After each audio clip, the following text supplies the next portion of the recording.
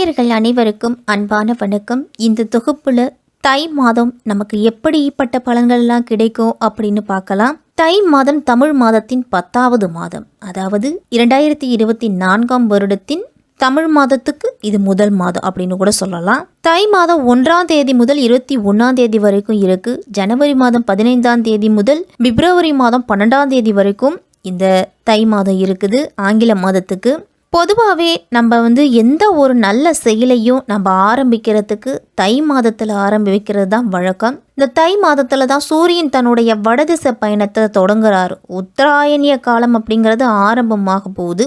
தேவர்களோட உலகுக்கு தட்சிணாயனம் எனப்படும் 6 மாத இரவு காலம் முடிஞ்சு 6 மாத பகல் காலம் அப்படின்னு சொல்லக்கூடிய உத்தராயண காலம் ஆரம்பமாக போகுது. இதுவே இந்த தை மாதத்தோட பெருமை அப்படின்னு கூட சொல்லலாம்.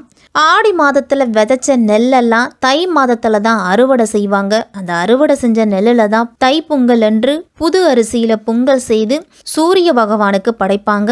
அதே மாதிரி கடவுளுக்கு நன்றி சொல்லும் விதமாகவும் இருக்கும் இந்த தைப்பொங்கல். இந்த தை மாதத்தில் ஏகப்பட்ட விசேஷங்கள் அப்படிங்கிறது இருக்கு.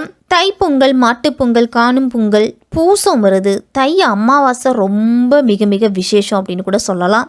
மக்கள் நல்ல விளைச்சலுக்கு உதவிய சூரிய கடவுளுக்கு நன்றி செலுத்தும் விதமாக தான் தை மாதத்தின் முதல் நாளை தைப்பொங்கலாக நம்ம கொண்டாடுறோம். இந்த தை மாதத்தை மகர மாதம்னு கூட அழைப்பாங்க. ஏன்னா மகர ராசிக்குள்ள சூரியன் நுழைவது தான் அதுக்கு காரணம்.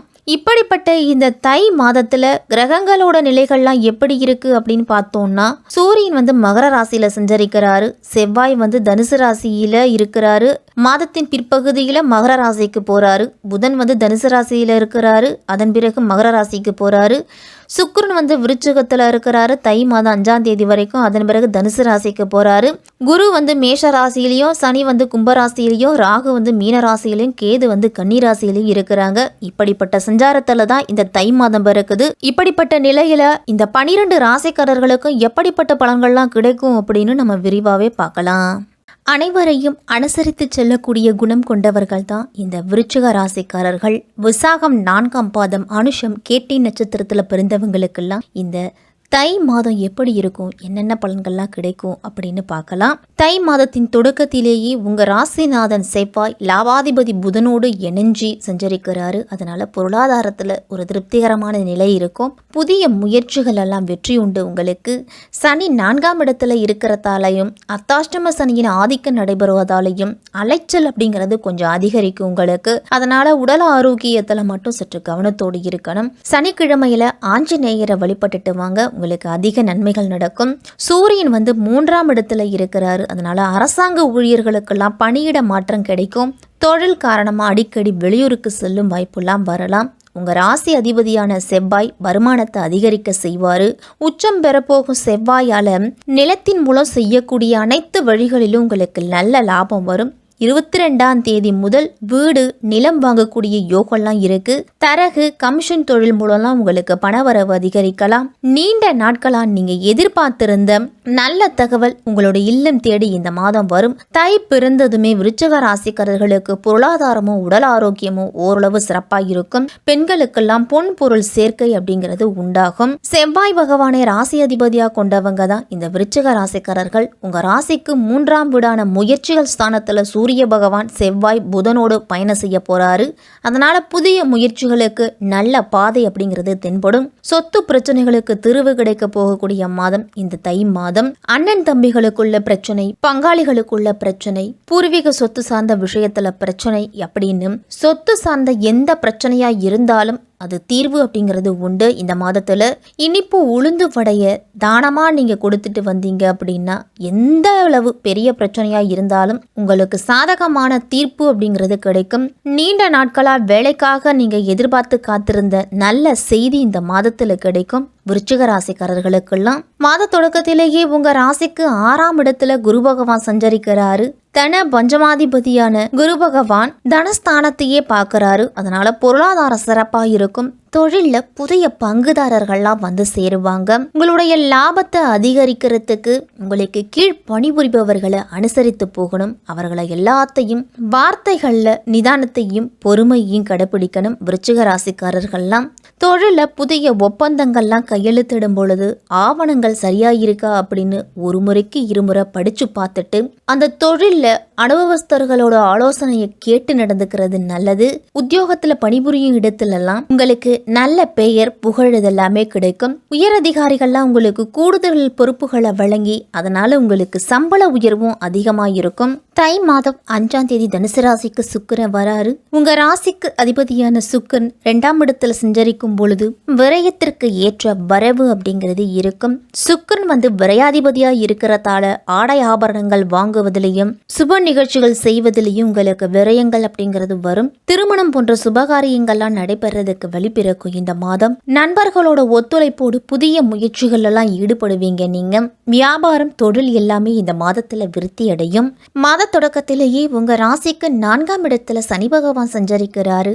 சுகஸ்தானத்துல சனி சஞ்சரிக்கிறதால சிறு சிறு ஆரோக்கிய தொல்லைகள்லாம் ஏற்படலாம். உரிய மருத்துவ ஆலோசனையை பெறுறது நல்லது. பழைய வாகனங்களை கொடுத்துட்டு புதிய வாகனங்கள் வாங்கலாமா அப்படிங்கிற ஒரு சிந்தனை இருக்கும். உங்களுடைய பொருளாதார நிதியை பொறுத்து உங்களுடைய வாகனங்கள் வாங்குவதை நீங்க நிர்ணயிச்சுக்கிறது நல்லது.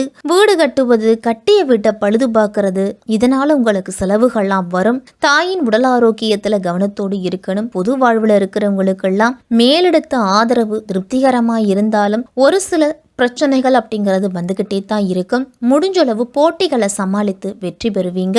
தை மாதம் 13ஆம் தேதி மகர ராசிக்கு புதன் போறாரு. சகாயஸ்தானத்திற்கு செல்லும் புதனால பல வழிகளிலும் உங்களுக்கு நன்மைகள் கிடைக்க போகுது. குறிப்பா கல்வி சம்பந்தமா குழந்தைகளுக்கு எந்த முயற்சி எடுத்தாலும் அது கைகூடி வரும். மாமன் மைத்துனர் வழியில ஏற்பட்ட மனக்கசப்புகள் எல்லாமே மாறும். அதே மாதிரி அவங்க குடும்பத்தில் நடக்கக்கூடிய மங்கள நிகழ்ச்சிகளை முன்னாடி நின்று நடத்துவீங்க.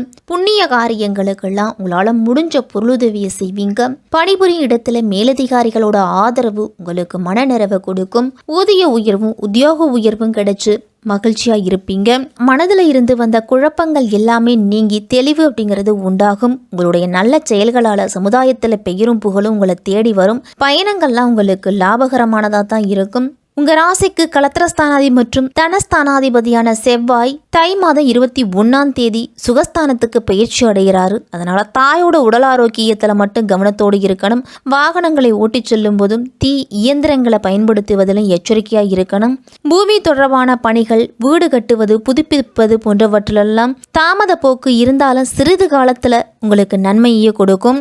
மகரம் செவ்வாய்க்கு உச்ச வீடு அப்படிங்கறதால ஒரு சில காரியங்கள்லாம் உங்களுக்கு வெற்றியில முடியும். தொழில் ரீதியா எடுத்த முயற்சியில வெற்றி உண்டு. வியாபாரத்தெல்லாம் போட்டி போட்டவங்கெல்லாம் உங்களை கண்டு விலகக்கூடிய நேரம். துணிவும் தன்னம்பிக்கையும் அதிகரிக்கும். வெளிநாட்டில் உள்ள முன்னணி நிறுவனத்திலிருந்து உங்களுக்கு அழைப்புகள் கூட வரும். இந்த மாதத்துல வியாபாரம் தொழில் செய்யறவங்கெல்லாம் விரும்பியபடியே லாபம் கிடைக்கும். உத்தியோகத்திலெல்லாம் மேலதிகாரிகளோட மனதில் இடம் பிடிக்கக்கூடிய அளவுக்கு உங்களுடைய செயல்திறன் அப்படிங்கிறது இருக்கும். கலைஞர்களுக்கெல்லாம் புதிய ஒப்பந்தங்கள் வந்து சேருவதால மகிழ்ச்சியா இருப்பீங்க. வரவேண்டிய பாக்கி பணம் எல்லாமே வந்து சேரும். அனாவசியமான செலவுகளை தவிர்த்துக்குங்க. வாகனத்துல செல்லும் பொழுது கவனமா இருக்க. மாணவர்கள்லாம் படிப்புல அக்கறை அதிகரிக்கக்கூடிய மாதம். பெண்களுக்கெல்லாம் பொருளாதார பற்றாக்குறை அப்படிங்கிறது இருக்காது. கொஞ்சம் சிக்கனத்தை கடைபிடிச்சிங்க அப்படின்னா சேமிக்க முடியும் பெண்கள் எல்லாருமே. இந்த மாதம் சதுர்த்தி அன்று ஆணைமுக பெருமானையும் சஷ்டி அன்று ஆறுமுக பெருமானையும் வழிபட்டுட்டு வந்தீங்க அப்படின்னா ஆனந்தமான வாழ்வு அப்படிங்கிறது கிடைக்கும். விருச்சிக ராசிக்காரர்களுக்கெல்லாம் வெள்ளிக்கிழமையில ராகு காலத்துல துர்க்கை அம்மனுக்கு எலுமிச்சம்பழத்துல தீபம் ஏற்றி வழிபட்டுட்டு வாங்க. உங்களுடைய பொருளாதார நிலை அப்படிங்கிறது மேன்மேலும் உயரும். செவ்வாய்க்கிழமையில அருகில் இருக்கக்கூடிய மாரியம்மனுக்கு நெய்தீபம் ஏற்றி அர்ச்சனை செய்து வழிபட்டுட்டு வாங்க. இந்த தை மாதம் விருச்சிக ராசிக்காரர்களுக்கெல்லாம் முன்னேற்றத்தை கொடுக்கக்கூடிய மாதமா இருக்கும்.